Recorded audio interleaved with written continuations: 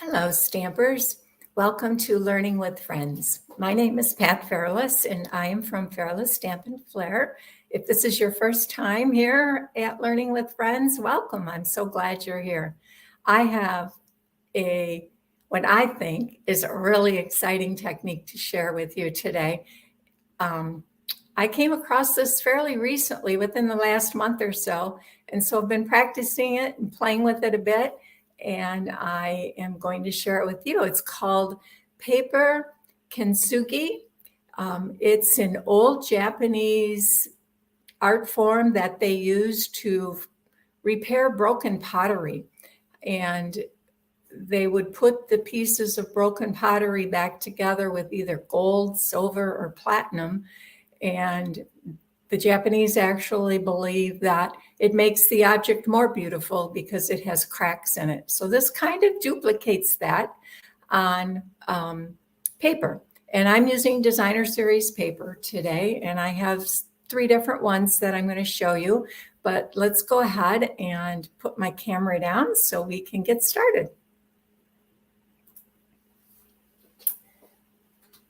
So I'm going to use this particular paper. It is from Masterfully Created, I think it's called. Masterful. Oh, and I didn't bring my little directions with me.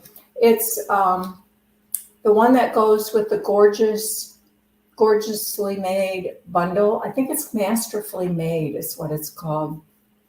I might have that wrong. Don't hold that to me. I should look these things up before I get started. But I'm going to start with using this particular paper. Let me show you the completed card first so you kind of get what we're going to do. So this was my very first attempt at this technique. And you can see moving this around a little bit, you can see where I've torn the paper and then put it back together. So what we do to start out is we tear our paper into pieces, maybe 3 or 4 pieces. Don't get too many because then you're going to have to figure out how to put it all back together and you'll really have a puzzle. So I think most of mine I did 3 or 4. And when you tear it, you want to hold on both sides of the tear so that you minimize the amount of feathering that you get. And by feathering, I mean how much white is showing.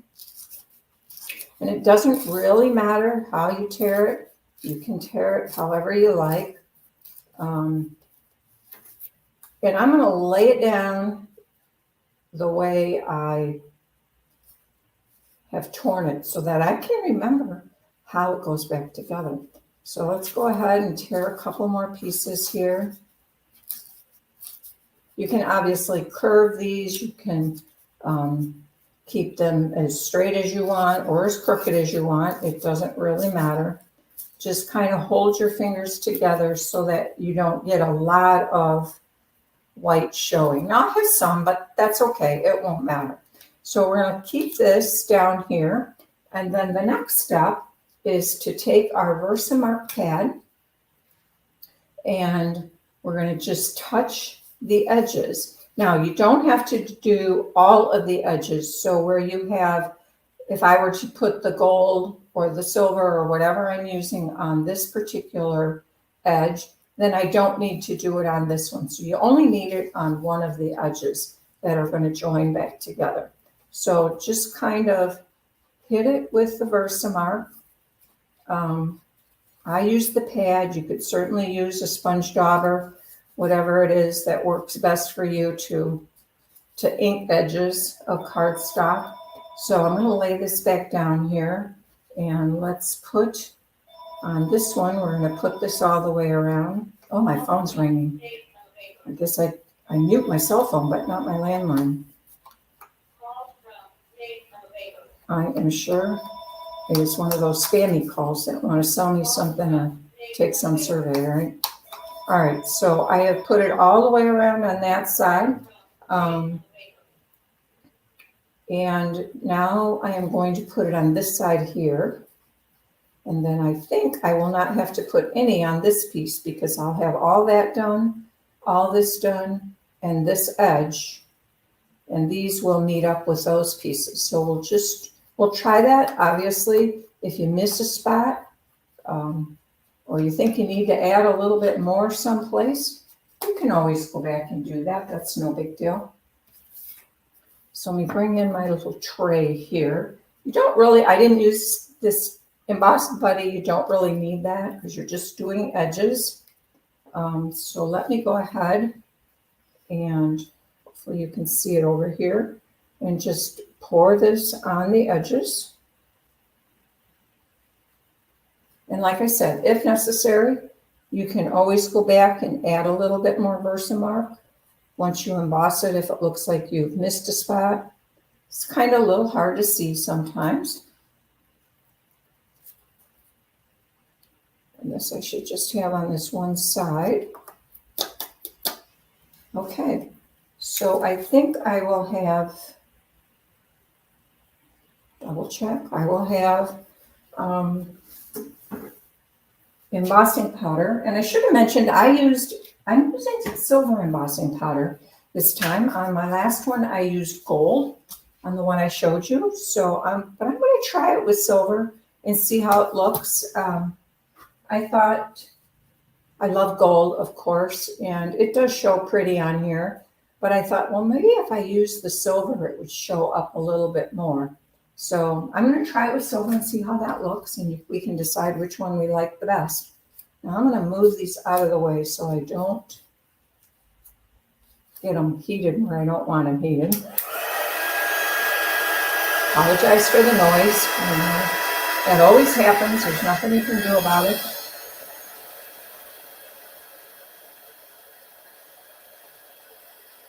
Now I maybe have this one the embossing powder a little wider on the edge than I did on the other one, but it's not critical.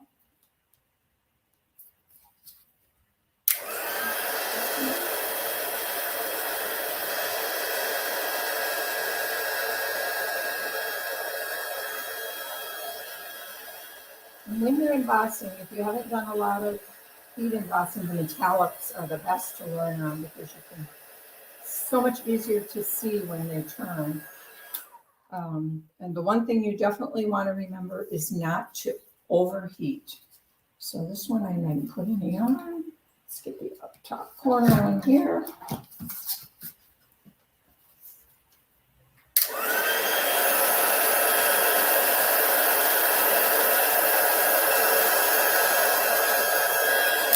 And I'm just going to move my tweezers just a bit here.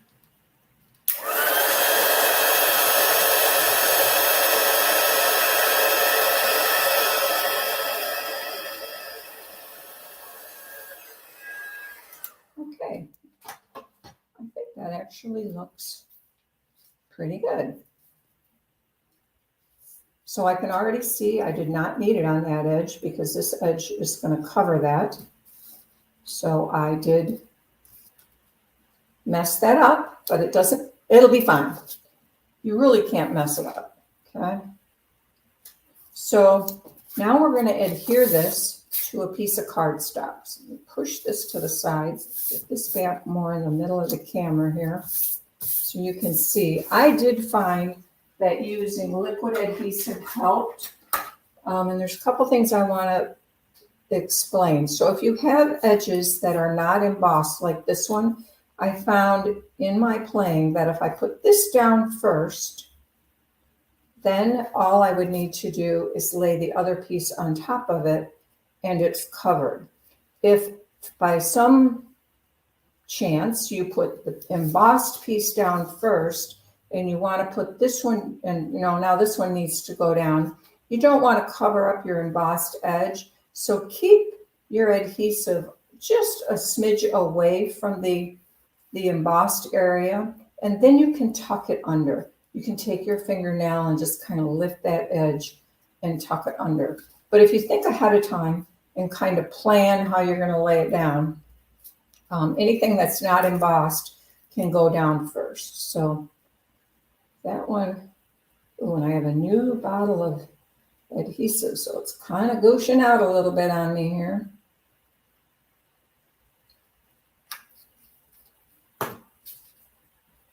And the mat I've used is an 1/8 inch bigger than the designer series paper. So we're going to have about a 1/16 of an inch gap. So I'm just going to eyeball that and lay that down. Okay, now this next piece down here also has an edge without any on, so I'm going to put that one down next.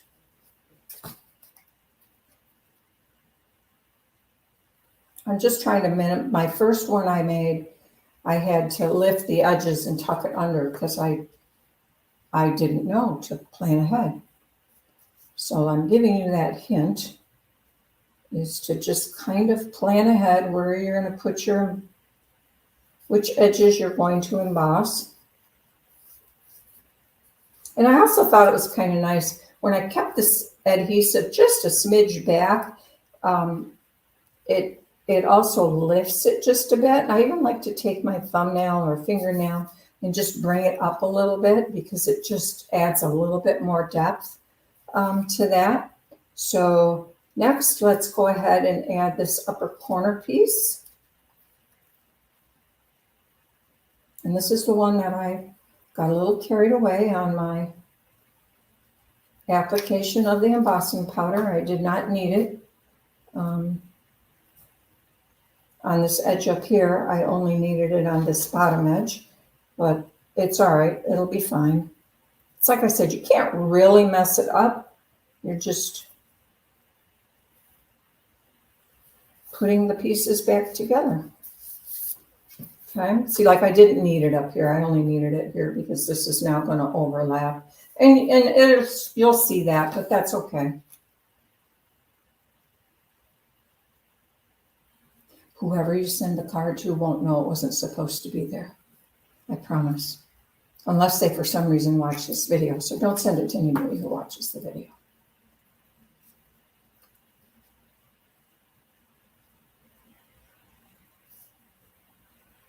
And this is where the liquid adhesive comes in because you can slide it around and get the edges on the outside even. So now I'm going to bring this up. You can see I have a much wider edge here because I did both edges. So normally with this technique, you would only have it on the one edge and that would keep that a little bit smaller. But isn't that pretty? I don't know. I'm gonna also make a different color card. So let's go ahead and just put this on the card base. I am using, instead of Pretty Peacock, which the other one was made out of, it's the exact same designer series paper. Masterfully Made, it's called, I believe.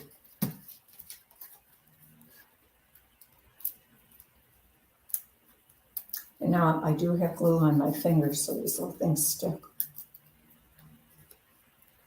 That's why I am not a green glue aficionado. I tend to use snail because I get it all over my fingers. And most times I don't even know how it gets there because I didn't even touch it. But it's there, just picking up the paper, I guess. So, okay. And I had a little swirl of Simply Elegant trim down there. So on the other one I used gold. So let's go ahead and just add a little piece of the silver on this card to tie it in with the embossing. I don't know, I might like this color better.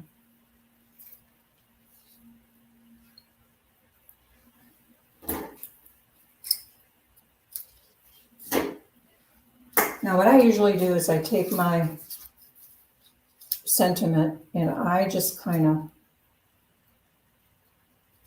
lay it and adhere it behind the sentiment and kind of figure out where I want it, and then I stick a dimensional over the ribbon or the trim, whatever it is I'm using. And you can kind of flip it back and see where you want this one to go. You don't want it to look too planned, right?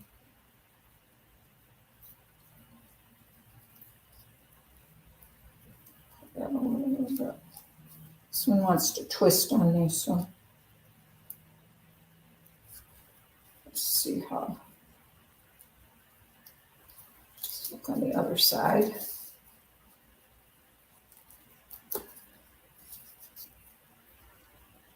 I think that'll work. So stick it. Sometimes this stuff has a mind of its own. It's got its own little twists and turns in there. So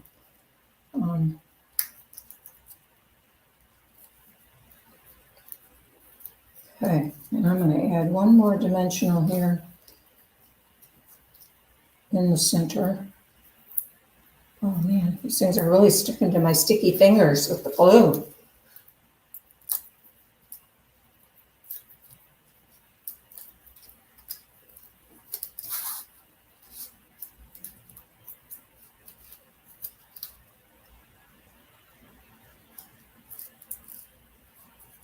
There. Now, does it need a little more bling? I don't know. What do you think? Do you like fresh freesia dots?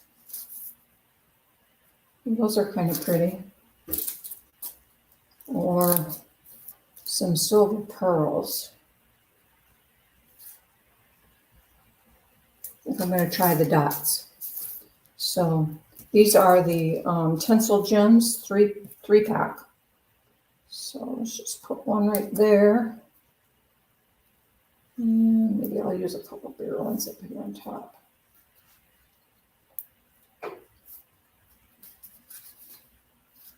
Okay, not sure how well those show. Maybe the silver pearls would have shown up a little bit more, I think. Let's try them. What the heck, we'll just take them off. Easy to do, right? Easy to do when you don't have glue on your fingers.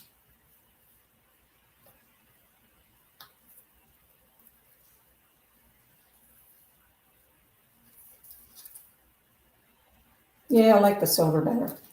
All right. Does that happen to you too?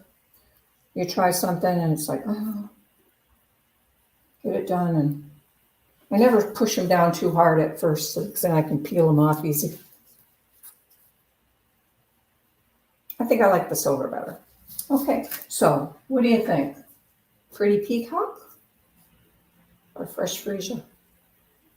This one has gold and this one has silver. I'm not sure.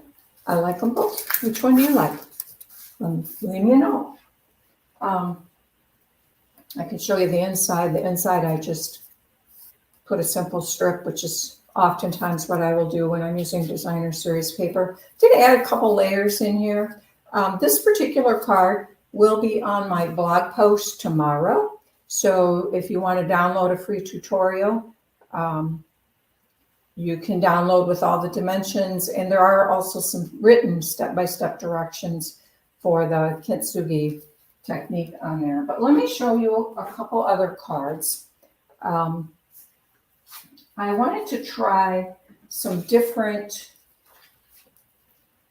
types of designer series paper. So this one pretty much has, well, not pretty much, it does. It has an all-over pattern, right? And I thought, I took this one first because I thought it kind of reminded me of maybe something you would see on antique pottery. So I picked that one. And maybe not quite so antique pottery. I thought, here's another one that could be a vase where it had flowers around the bottom or something and got broken. This one is from Hello Irresistible Designer Series Paper Collection. And again, I used gold on this one. So I think it looks, I really like how this one turned out. And I think it looks very different depending on what paper you choose. So on the inside, I just added again a little bit of paper. You can see I'm doing birthdays. I got a little bit behind in my stash of birthday cards. I had a lot of June birthdays, and so I kind of used them up. And then the last one, this designer series paper is from Bright and Beautiful. And here I wanted to take something that was almost a solid, because I think you could do this with solid cardstock as well, and it would be pretty. So I kind of wanted to see how that worked with a more solid print. So this one I use the Timeless Arrangements dies down here, and the sentiment is from the Timeless Arrangement also. And then this one, I made the border around it just a little wider. This probably has a 1/4 inch difference in card size where the others had an 1/8. And I used silver foil to dress it up a little bit. Since the paper was more clean and simple, I thought I'll dial it up with a little bit more silver. But if I flip this, you can really see how that shines. So those are my 3 Kintsugi cards. And then we have here, now we have 4 because I made one with a different color just to see what that would look like. I'll take the envelope. I used the same, in all cases, I used the same designer paper to cover my flaps on the envelope. So, or at least paper from the same collection if it's not exactly the same pattern. So let me stack these here. Those are my cards for today. I hope you like those. Let me flip my camera back.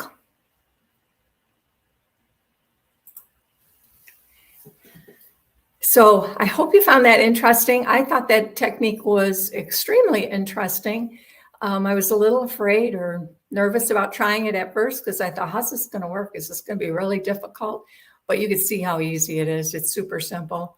And if you mess it up, it's not really messed up. It still looks fine, which is a favorite part about a technique. Anytime it's easy to sometimes make mistakes on things, but if they don't matter, then it's not really a mistake, right? It's just a learning opportunity. So anyway, I hope you enjoyed that. If you did, will you give me a thumbs up on my video and subscribe? And just a quick reminder, the Pretty Peacock card will be posted tomorrow on my Fairless Stamp and Flair blog. So there will be a link down in the bottom of the description here if you want to go over to my blog and download a free tutorial. Then I would love to have you do that. So have a great day, and we will see you in another week. Bye-bye.